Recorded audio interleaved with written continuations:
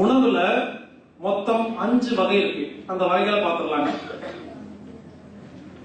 முதல் உணவு உயிர் உள்ள உணவு, ஃப்ரூட்ஸ் வெஜிடபிள்ஸ். பச்சையா சாப்பிடக்கூடிய எல்லா பொருளும் உயிர் உள்ள உணவு. கேரட், வெள்ளரிக்காய், முட்டைக்கோஸ், அப்புறம் எல்லா ஃப்ரூட்ஸும் பழங்களும் அப்படியே பச்சையா சாப்பிடலாமா? சுவையா இருக்கா? சத்து பொருள் இருக்கா? நல்லா இருக்கா? இதெல்லாம் உயிர் உள்ள உணவு. உயிர் உள்ள உணவுங்கிறது என்னன்னா, ஒரு பொருளை பச்சையா சாப்பிடணும், வேக வைக்க கூடாது, ஆனா டேஸ்டா இருக்கணும். இதெல்லாம் உயிர் உள்ள உணவு. எல்லா பழங்களும் சாப்பிட்டு பாருங்க, சத்து பொருள் ஃபுல்லா இருக்குமா? 100 மார்க், 100% சத்து பொருள். சுவை நல்லா இருக்குமா? 100 மார்க் சுவைக்கு. பிராணன் இருக்கும், 100 பிராணன் இருக்கும், 100% பிராணன் இருக்கும், 100 மார்க், 300 மார்க் உயிர் உள்ள உணவு. இரண்டாவது உணவு உயிர் ஊட்டப்பட்ட உணவு. இந்த காலையில சாப்பிடுறீங்க இல்லையா, இந்த பச்சை பயிரை முளை கட்டி கொடுக்கறது, வேர்க்கல்லைய முளை கட்டுறது, கொண்டக்கல்லைய முளை கட்டுறது, இப்படி முளை கட்டிய தானியங்கள் இருக்குங்களா, இதெல்லாம் உயிர் ஊட்டப்பட்ட உணவு. அதை சாப்பிட்டு பாருங்க, ஏதோ நல்லதுன்னு சாப்பிட்டு இருக்கீங்க. சுவையா இருக்கா? சுவை இல்ல. சுவைக்கு எவ்வளவு மார்க்? 50 மார்க். ஏன்னா சுவை கம்மியா இருக்கு. 50 மார்க், 50%. சத்து சூப்பரா இருக்கா? பிராணம் நிறைய இருக்கா? பிராணனுக்கு 100 மார்க், சத்துக்கு 100 மார்க், அதுக்கு 250 மார்க். Second quality. மூணாவது சமைச்ச வெஜிடேரியன். இட்லி, தோசை, பொங்கல், சப்பாத்தி, இதெல்லாம் பாருங்க, இதுல எல்லாம் பிராணன் இருக்குங்க. பாதி பிராணம் தான் இருக்கு. ஏன்? சமைச்ச உடனே பாதி பிராணன் ஆவியா போயிடும். மொத்த பிராணம் எப்ப ஆவியா போகும்? ஒரு உணவு கெட்டு போச்சுன்னு சொல்றோமா, மொத்த பிராணம் போயிடுச்சுன்னு. சாப்பாடு மதியம் வச்சு சாப்பாடு சாப்பிட்டா நல்லா இருக்கா? பிராணன் பாதி இருக்கு. நைட்டு கெட்டு போச்சா, மொத்த பிராணம் போயிடுச்சுன்னு அர்த்தம். ஃப்ரிட்ஜில் வச்சு சாப்பிடக்கூடாதுங்க. ஃப்ரிட்ஜ் பயன்படுத்தக்கூடாது. ஃப்ரிட்ஜில் வச்சு சாப்பிட்டா பிராணன் போயிடும், ஆனா உங்களுக்கு தெரியாது. அதாவதுங்க, ஒரு ஆப்பிள் எடுத்துக்கங்க, ஒரு 2 ஆப்பிள் வாங்குங்க. ஒன்னு சாதாரண டேபிள்ல வைங்க, இன்னொன்னு ஃப்ரிட்ஜில் வைங்க. டேபிள் இருக்கிற ஆப்பிள் ஒரு 3 நாளுக்கு அப்புறம் லேசா கருப்பாகும். 5 நாள்ல அது கெட்டு போய் தெரியும். அதே ஆப்பிள் உள்ள இருக்கும், அது கெட்டு போகாம இருக்கிறதா உங்களுக்கு தெரியும்.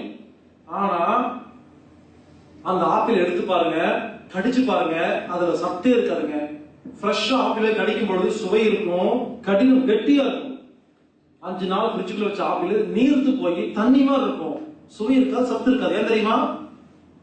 அதுல பொருள் இருக்கு. சுவை ஆவியாகி போச்சு, பிராணன் ஆவியாகி போச்சு. ரொம்ப சிம்பிளா சொல்றேங்க, உங்களை கொண்டு போய் ஒரு ஃப்ரிட்ஜுக்குள்ள வச்சுட்டு ஒரு 10 நாளுக்கு அப்புறம் திறந்து பார்த்தா கும்முன்னு சூப்பரா இருப்பீங்க, உயிர் மட்டும் இருக்காது. அப்ப நல்லா இருக்குன்னு சொல்ல முடியுமா? நல்லா தான் இருக்கீங்க, பொருள் நல்லா இருக்குது, உயிர் போயிடுச்சு. ஃப்ரிட்ஜுக்குள்ள பிராணன் இருக்காது, பிராணன் ஆவியாகி போயிட்டே இருக்கும். சோ ஃப்ரிட்ஜுக்குள்ள வச்சு சாப்பிடுற பொருள்கள், அது இருக்கிற பொருள் மட்டும்தான் இருக்குது, பிராணன் இல்லை. வெளியே வச்ச பொருளுக்கு பிராணன் இருக்கும், அது பிராணன் போச்சு, நான் செத்து கண்ணு தெரியும், அழகி போயிடும். அது கரெக்டா சொல்லும். இப்ப நான் கெட்டு போயிட்டேன் சாப்பிடாதீங்க சொல்லும், அது நான் கெட்டு போயிட்டேன் தெரியாதுன்னு சொல்லும். முடிஞ்ச வரைக்கும் ஃப்ரிட்ஜுக்குள்ள வச்சு சாப்பிடுறத அவாய்ட் பண்ணுங்க. கெடுதல் இல்லைங்க, ஃப்ரிட்ஜுக்குள்ள வச்சு கெடுதல் இல்ல, சத்து கம்மியாயிருச்சு. ஆனா சில பேர் இருக்கிறாங்க, ஞாயிற்றுக்கிழமை மட்டும்தான் சமைப்பாங்க, எல்லாம் வச்சு வச்சுக்குவாங்க. திங்கக்கிழமைக்கு இது எழுதி திங்கள் செவ்வாய் புதன் எல்லாம் அடிக்க வச்சுக்கிட்டு வாரம் சாப்பிட்டு இருக்காங்க. கொடுமை.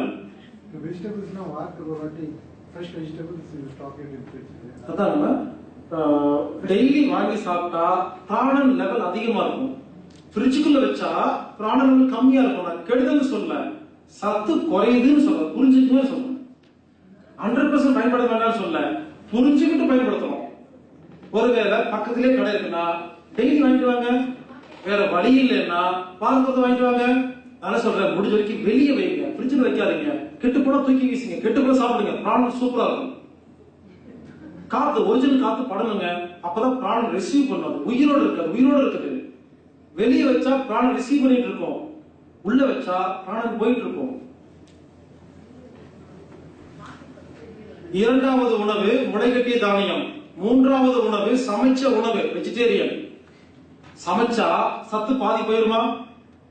சுவை பாதி போயிருமா? பிராணன் பாதி போயிருமா? 50 50 50 150 மதிப்பெண். இது தேர்ட் குவாலிட்டி. ஃபோர்த் குவாலிட்டி சமைச்ச நான் வெஜிடேரியன். நான்வெஜ்ல பிராணன் இருக்காது, ஜீரோ. ஒரு உயிர் செத்து போச்சுன்னு சொல்றோம், பிராணம் போச்சுன்னு சொல்றோமா?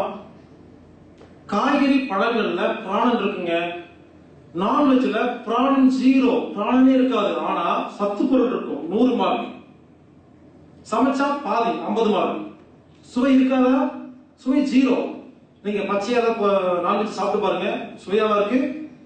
அப்ப சுவை ஜீரோ, பிராணன் ஜீரோ, சத்து பொருள் பாதி இருக்குது, வேக வச்சா பாதி போயிடுச்சு. அப்ப எவ்வளவு மார்க்? 50 மார்க். நான்வெஜ் சாப்பிடுங்க, ரொம்ப ரொம்ப நல்லது, நான்வெஜ் சாப்பிட சத்து கிடைக்கும் யாராவது சொன்னாங்கன்னா நான் ஒத்துக்கவே மாட்டேன். சயின்டிபிக்கா ஒத்துக்க மாட்டேங்க. சாப்பிடுங்க, அது உணவு, இல்லைன்னு சொல்லல. ரெண்டு விஷயம். ஒண்ணு, அதுல பிராணன் இல்ல, சத்து பொருள் பாதிதான் இருக்குது, வேக வச்சோம்னா சுவை இல்ல, சோ மார்க் கம்மி. ஆனா 3 நேரமும் நான்வெஜ் மட்டும் சாப்பிட்டுட்டு நீங்க ஆரோக்கியம் இருக்க முடியும்.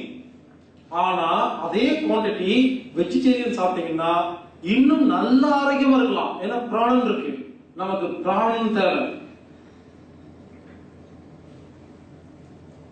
இந்த வெளிநாட்டு கம்பெனிகள் ஒவ்வொரு ஊர்லயும் நான்வெஜ் வந்து பேக் பண்ணி அனுப்புறாங்க இல்லைங்களா? இவங்க விளம்பரம் பண்ணிருக்காங்க நான்வெஜ் நல்லது அப்படின்னு. அப்படி கிடையாது, எல்லாம் விளம்பரம் தான். வெஜ் சாப்பிட்டு ஆரோக்கியமா இருக்கலாம்.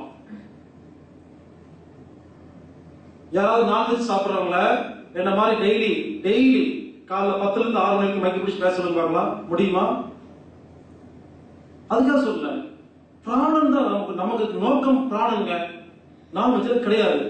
ஆனா அது சாப்பிட்டா நோய் வராது, புரிஞ்சுக்கங்க. சத்து ரொம்ப கம்மி. இப்ப சொல்லுங்க, ஒரு கம்பெனிக்கு வேலைக்கு போறீங்க, 10 வெள்ளி சம்பளம் மாசம். இன்னொரு கம்பெனி 100 வெள்ளி. எந்த வேலைக்கு போவீங்க? அப்போ எதுல அதிகமா கிடைக்குதோ போவீங்களா? அப்ப வெஜிடேரியன் நிறைய கிடைக்குது, போங்க, முடிஞ்சு போச்சு. ஆசைக்காக வேணா நான்வெஜ் சாப்பிட்டுக்குங்க. இருந்தாலும் உயிரை கொள்றது பாவம் அப்படிங்கிற பிரச்சனை வரும்பொழுது யோசிக்க வேண்டியதா இருக்கு. ஏன்னா நமக்கு ஒரு நோய் வந்தா மட்டும் கடவுளே எனக்கு தலைவலிக்கு காப்பாத்துன்னு கத்துக்கிட்டு சாயந்தரம் போய் சிக்கன போய் வெட்டி சாப்பிட்டா இந்த பாவம் ஏன் பண்ணுவீங்க? அதுவும் உயிர் தானே, கொஞ்சம் யோசிக்கலாம்ல. அதை பத்தி நாம யோசிக்க மாட்டோம்னா நம்ம நோயை குணப்படுத்துறதுக்கு மட்டும் கடவுளுக்கு மேல இருக்கா? உங்களுக்கு கிட்னி வேணா மட்டும் கடவுளுக்கு காப்பாத்துமா?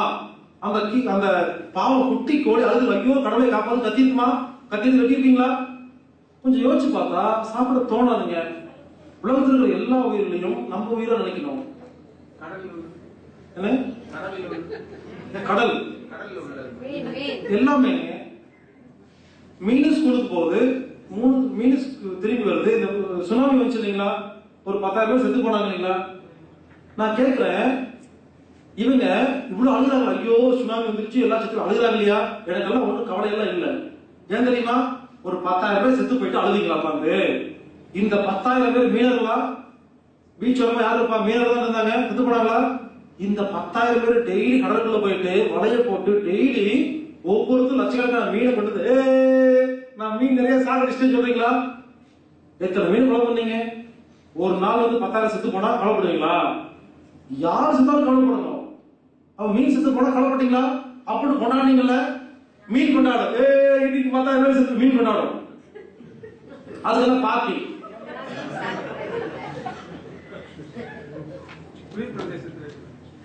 குளிர் பிரதேசத்துல அதாவதுங்க நான்வெஜ் சாப்பிடக்கூடாது.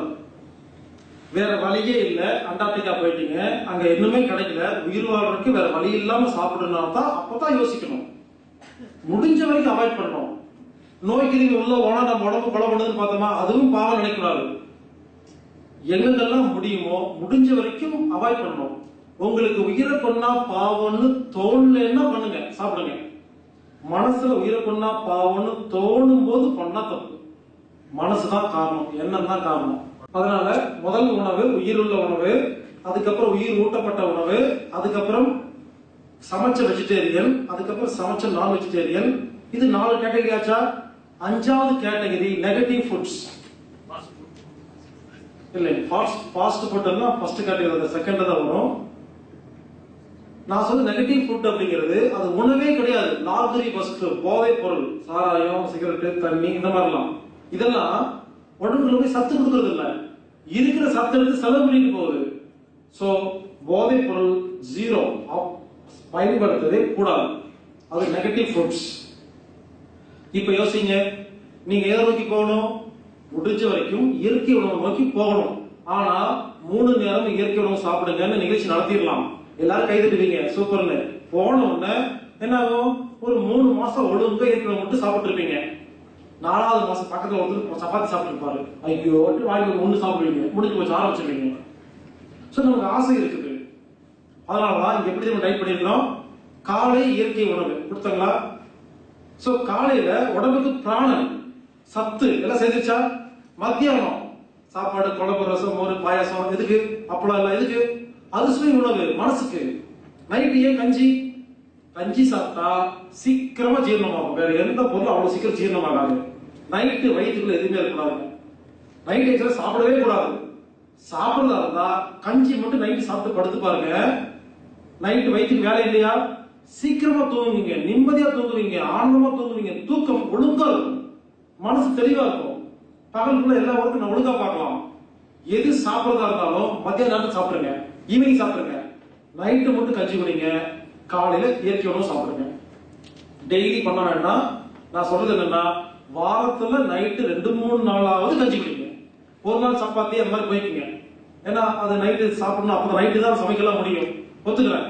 வாரத்தில் 2 முறையாவது நைட்டு கஞ்சி குடிங்க, உடம்பு சுத்தமாகும்.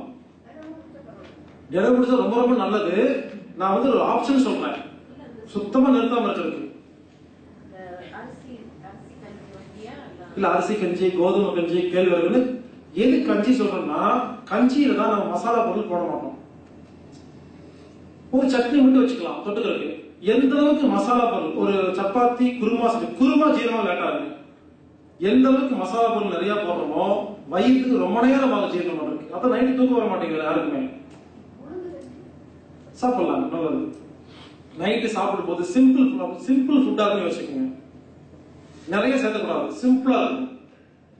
காலையில இயற்கை உணவு டெய்லி சாப்பிடுங்க, நல்லது. முடியலையா வாரத்தில் 2 நாளாவது சாப்பிடுங்க. இயற்கை உணவு யாருமே எடுத்துக்கிறது இல்லைங்க. ஃப்ரூட்ஸ், வெஜிடபிள்ஸ் நிறைய பிராணம் இருக்கு. கண்டிப்பா கொஞ்சம் கொஞ்சமா சேர்த்துக்குங்க.